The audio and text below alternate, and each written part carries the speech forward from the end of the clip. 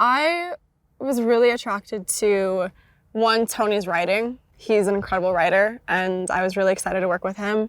And Penny Jo herself, she has so many big dreams and things that she wants to do, and she's stuck in a small town, and I really felt for her, and I loved her journey that she went on. Very similar to No Country for Old Men. When I first read the script, I always felt like it was a mixture of a Tarantino film meets a Clint Eastwood film. I play Penny Jo Poplin, and she lives in a small town. She is a waitress at the local diner, and she dreams of being a country singer like Dolly Parton. She has so many country idols, and she just hopes that she gets out and she can live a bigger life than what she's living, because she knows there's more out there than what is currently in front of her. And she has a hard relationship with her mother, who always puts her down and doesn't listen to her, because the way she talks kind of separates her from her friends and the rest of the world. And the only way that she feels confident and free is when she sings. It's been amazing working with Halsey. She and I have been really good friends for a couple of years now, and so being able to work with someone who's your fellow friend and one of her first projects is so amazing to watch her grow and just jump into. I love working with Paul. He is such an incredible actor. When you're in a scene with him, everything else just disappears around you, and it just comes to life, and it feels so real and so natural, and I really hope I get to work with him again.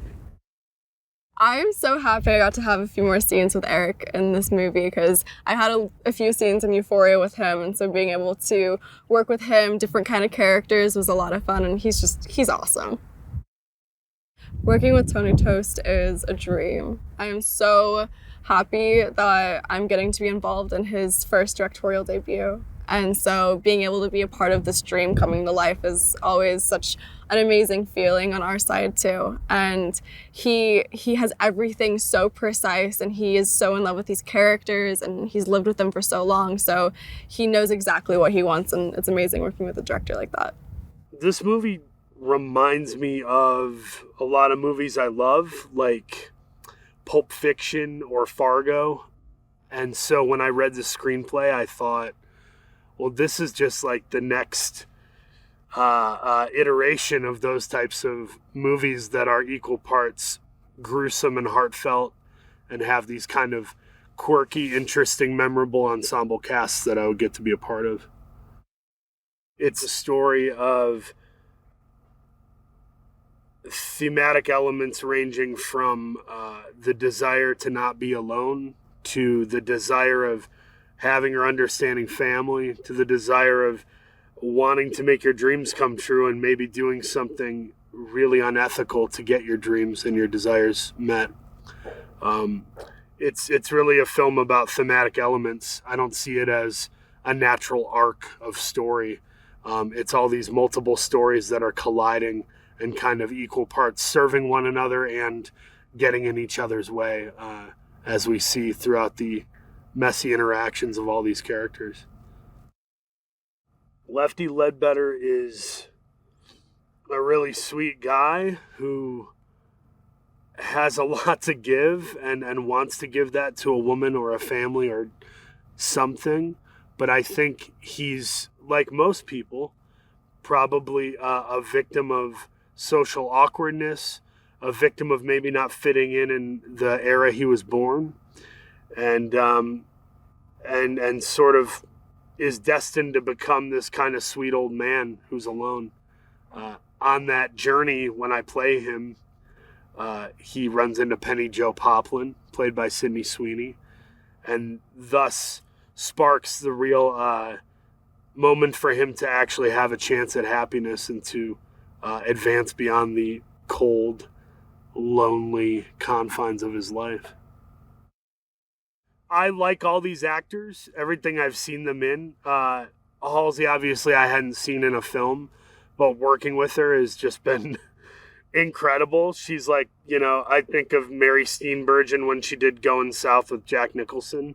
It was her first film and she went toe-to-toe with Jack. That's what Halsey reminds me of, somebody who is very undeterred and unafraid. And if she is, she hides it well because she's doing a tremendous job. Sydney Sweeney is a dream dance partner when it comes to acting. She's so much more confident than I am, and so assured of herself in such a healthy manner. And she's one of those actors that because she's younger than me, I want to like give her advice until she starts talking and I realize I'm probably going to be asking advice. So that's been very humbling, but fun and wonderful. And yeah, I love Eric Dane and Simon Rex, and I've been a fan of people like Zahn and Toby Huss for years. So this is the kind of cast that I would get excited to watch. So to be in it is really cool. I would describe this movie as, this is like a fun, memorable sort of scene-eating movie that has all these memorable, distinct characters played by actors who are having really great moments, like Eric Dane with Euphoria and Sydney with everything she's doing, and Halsey transitioning to acting, me and Simon Rex having a Red Rocket and a Richard Jewell. It's like all these actors are coming together in a really unique moment in their careers, and the fact that we have a screenplay with the prowess and creativity of Tony Toast's words, like, you're not going to want to miss this thing, I don't think. There's so much I could say about Tony Toast as a dude and as a director, but like, and all of it good, but just the takeaways I have from working with Tony have been like, he knows what he wants in a really healthy way. It isn't like a dictator. It's just like this really creative mind that you respect well enough to, you know, see it through to the end, to really ignore your own desires and say, what does Tony want for the world he's created?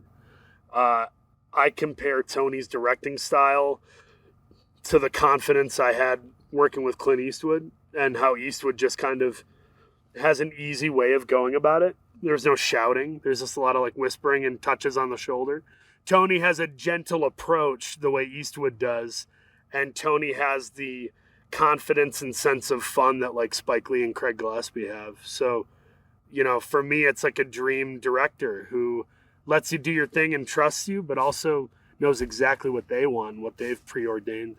2 years ago, I got sent a script. It was the most phenomenal script I'd ever read in my life. I had really been wanting to start acting, but I hadn't found the correct project that I thought, you know, would be the best one to jump into. The character I related to the most was Mandy, so I was super delighted to find out that Mandy was exactly the character that Tony, the writer and director, had in mind for me. When I started talking to him, I said, I've never acted before. Don't you want me to audition? Aren't you nervous I'm going to be terrible and I'm going to suck? What if I ruin this whole thing? And he was like, no, I have faith in you. It's going to be awesome.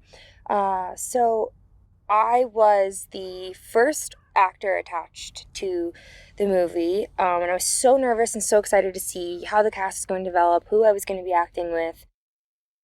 Mandy is a really complex character, which is something I really like about her. You know, through the process of kind of figuring out who she is, I went through a lot of ideas. You know, is she a villain? Is she not a villain? Is she a victim? Is she not a victim? You know, she grew up in a place that had very little hope for someone like her.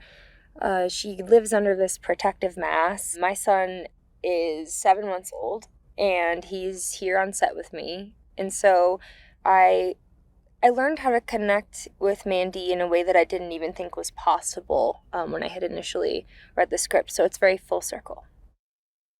Sydney's one of my best friends in real life. We've worked together before. She acted in my music video for one of my songs, Graveyard, a couple years ago.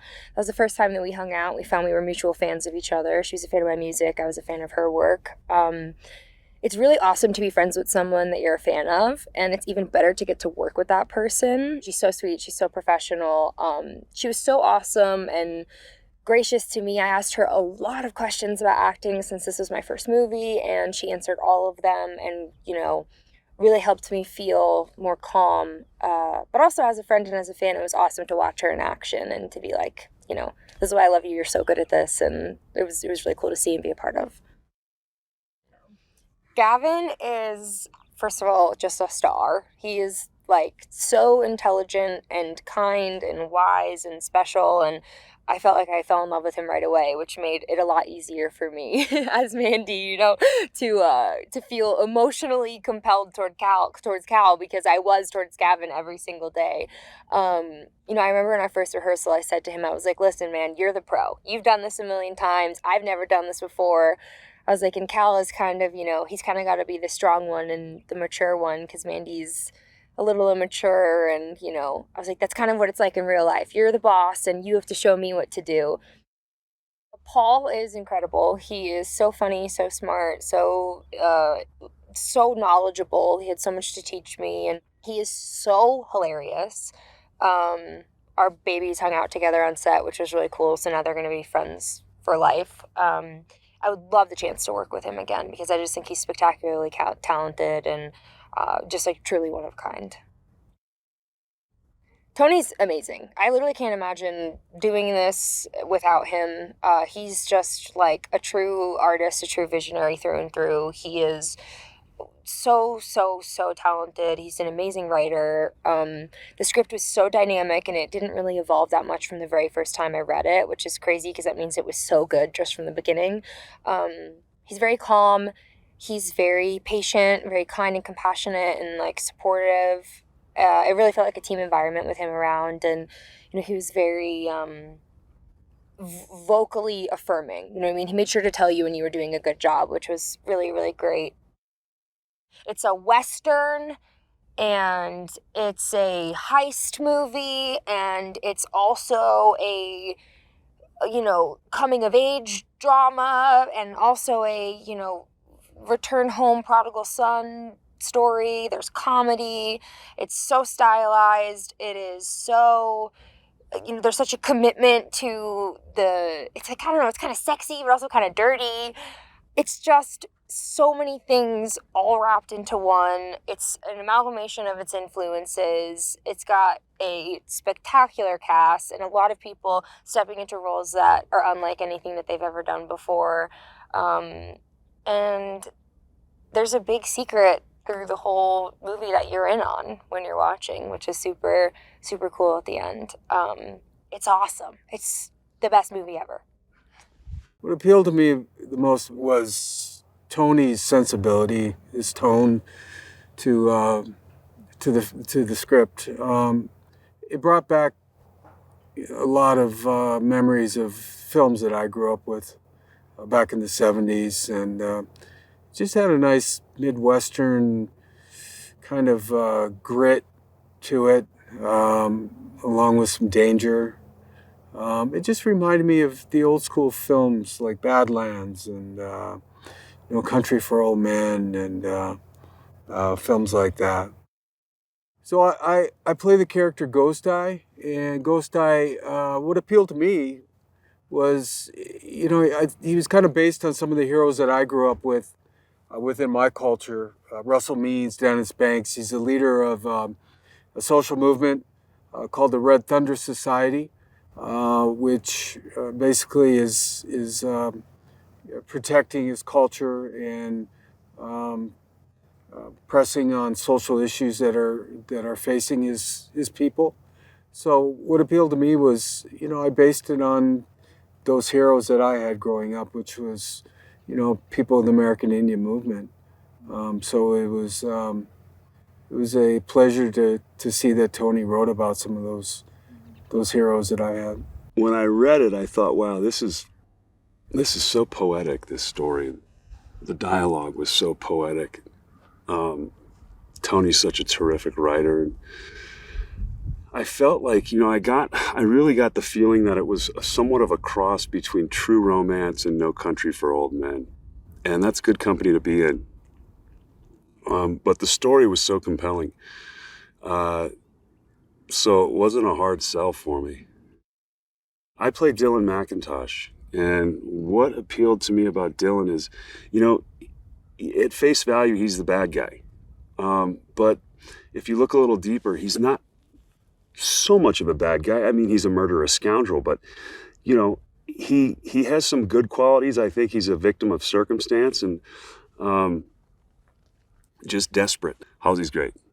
This is her first film. She's doing a terrific job. I like her as an actress.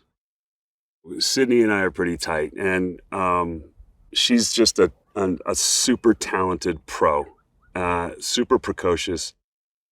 Gavin's fantastic. He's got such a strong presence. For somebody who's 12 years old to have that is also something that's somewhat rare. Paul Walter Hauser's hilarious, and I'm proud to call him a friend. Tony Tost is, I think, an inventive director. He's a visual filmmaker. He's obviously a fantastic writer, but he's well-versed in cinema and uses the camera a lot to tell the story.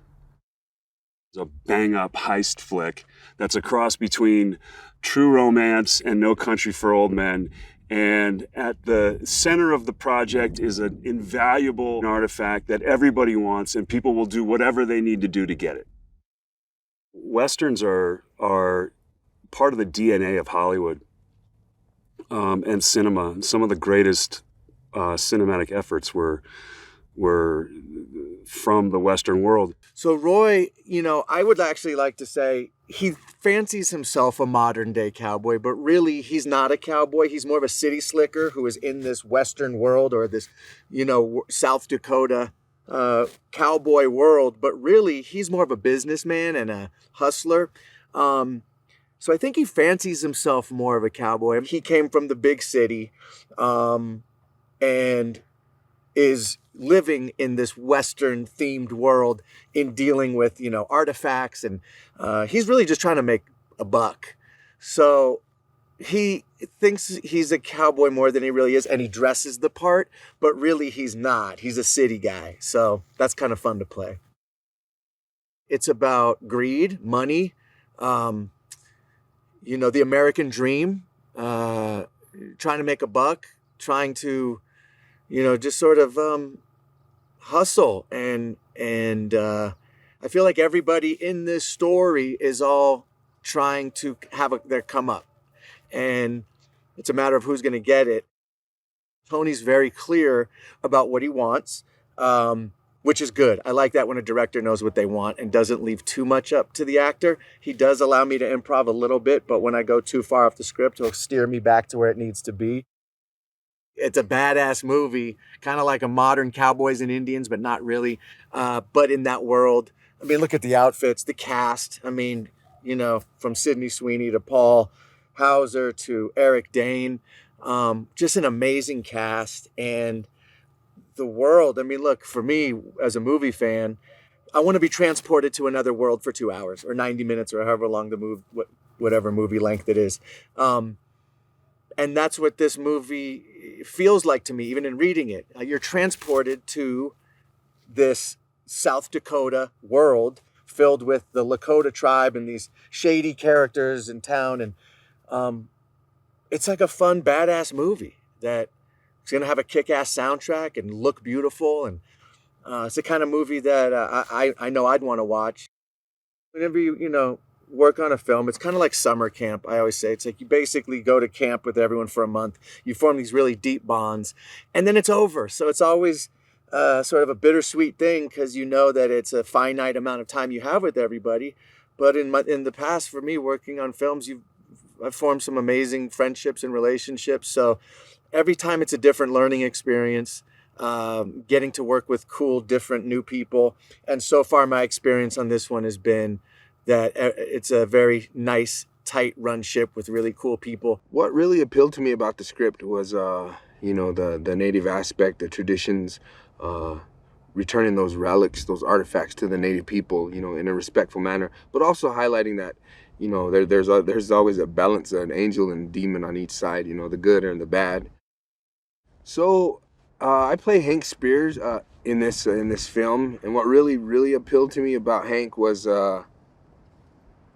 his demeanor, his I guess how some native men, it shows there's balance. The Res Dogs is out there, and there's a lot of comedy and humor, and there is that with the native community, which I don't think is seen. But then there's also the stone face, the stoic Indian, the guy that doesn't think anything's funny and not everything's a joke. And I think that's kind of who I am. To me, Zahn's one of the legends and icons in the Native community. You know, he's done a lot for the people, and I've just been really, really lucky and blessed to, you know, to try to be a sponge around him, try to absorb as much knowledge from him as I possibly can. You know, any second I can get with that guy, I'm on it. So I could ride a horse before I could walk. And I was excited when I found out, you know, I'm going to be on a horse for this. So, and Cal's going to be with me. So I'm really looking forward to that. And I think we're definitely going to have some fun. There's going to be a bunch of characters just coming together, and they're all going to collide, and it's going to be this big explosion, and it's super exciting, you know, like to see these different people, different auras, different energies, different personalities, and different motives all coming together, and they're going to clash, and it's going to be an explosion. Tony Toast contacted me. I've worked with him before on Longmire. So he contacted me and wanted my advice on the native stuff that he wanted to put in the show. So he got a hold of me early while he was writing the script, and that's how I got involved with it. Well, it's important to accurately show our native culture, not how it used to be, where it was just the white man showing what they thought native culture was. Rather, it's more important to bring in native consultants and show how we are actually and our culture, because we're beautiful people. We have a beautiful culture, and we're very artistic. It's within our, it's just innate within us. We're artistic people. And so I'm really grateful that Tony's open to that. From the beginning, from visiting with him on the script from the beginning, he's open to making sure that he wanted to get it right. So, and that's, it's kind of a theme now a lot in filmmaking. Major motion pictures, television shows, they're looking to native consultants and bringing them in to make sure that we portray our people the correct way, appropriate way. There's a big movement going on in Indian country right now, and there are more and more Native youth that are getting into professional production. I think with social media like Facebook, TikTok, those type of things, there's a lot that are becoming content creators. So it's important for me even to do workshops and seminars for youth that are getting into production and want to become more professional content creators. Because we have a culture that is beautiful and is still strong, and it's getting stronger all the time. And to portray that in the correct and appropriate ways, it's important to me. In a time when there was a systematic attempt of genocide for our people, this ghost dance religion was a way of bringing hope back to the people, and knowing that we'll still hold on to our traditions and our culture. And because of that, the United States government and the cavalry came in and wiped them out. But for me, I see it as those prayers that they said, they weren't said in vain. Our prayers don't get answered right away. You know, it's been approximately 7 generations since that ghost dance was wiped out, but it's come back. That's the way that I see it. You know, that ghost dance shirt is here. It's in this film, and what it represents is those prayers. That way of life is still here among us, and so that our children, our grandchildren can still hold on to those beautiful cultural ways that teach our values and our principles that we can live by, loving our family, taking care of ourselves holistically, physically, emotionally, mentally, as well as spiritually. Just living a good, solid, holistic life in contemporary society and still hold on to those values. There are more and more young natives that are getting into professional production. And any time that consultants or active people that are working in the industry can encourage them, the better. Because the more we have of our own people that know about these values and principles and want to continue them on to inspire and to encourage others, this production can be a way of life. It can be a career for them where they can travel, they meet amazing people like our crew. I mean, everybody's amazing. They're all, and they all work together. You know, a production to me can be a microcosm to how a community can be, where everybody has their place, everybody can work together, and when they accomplish that, they can look back and say, yeah, that's amazing, that's something we made right there. It's something tangible there that we can look back and be proud of. I kind of had the image of Cal walking around wanting to go from one world into the Lakota world in my head for a while, for like a year, and I didn't know what to do with it. Cal is oddly autobiographical. I share some similarities with him growing up in a trailer in rural America. I grew up next to the Muckleshoot Indian Reservation and grew up watching Westerns. So there's elements there.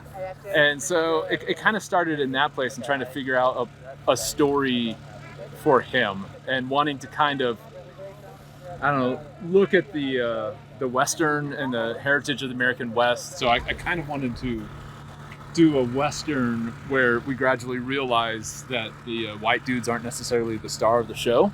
In a way, it's the women, the children, and the Lakota characters that are really kind of our focus, but have that emerge gradually. I wanted to work with Zahn McClarnon again, who plays Ghost Eye, because I wrote for him, worked with him on Longmire, and he's just one of my favorite actors, and I was just kind of desperate to work with him again. Some of my influences are obvious, like, Tarantino and the Coen brothers and Mark McDonagh and lots of 70s films, but those were kind of the inspirations. But there wasn't like one exact film that I was trying to like do my version of. It's a little bit of a medley. I guess in a way I was wanting to do an old school ensemble film, like Robert Altman's films in the 70s, or also a director who I love named Michael Ritchie, who did like The Bad News Bears, which is my favorite movie ever. This is not like Bad News Bears, but did like a movie called Smile, which was about small town California around a beauty pageant. It was an ensemble film, and then like 90s has some great ensemble films like from Paul Thomas Anderson and stuff. So these were all the kind of pictures that got me real excited about film. So I kind of wanted to return in my first film to the kind of films that made me really excited about cinema. And so like the 70s ensemble films and the 90s ensemble films were all in play.